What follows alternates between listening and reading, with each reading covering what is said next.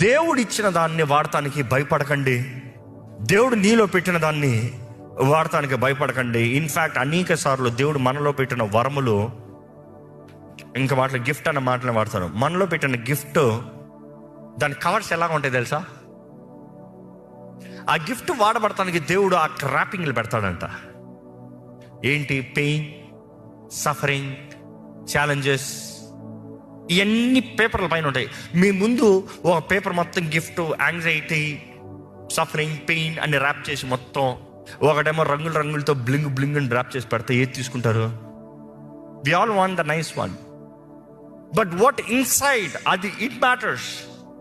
కానీ నీలో ఉన్న వరము వాడబడతాను. అనేక సార్లు నీ జీవితం ఒక సైడ్కి వెళ్ళాలంట, ఒక ప్రెషర్కి వెళ్ళాలంట, ఈ ఎడ్జ్కి రావాలంటే నేను దూకుతానా పడతానా, దూకుతానా పడతానా. ఇది అర్థం అవ్వాలంటే పక్షిరాజు బిడ్డల్ని పక్షిరాజు ఏం చేస్తాడంట? గూడు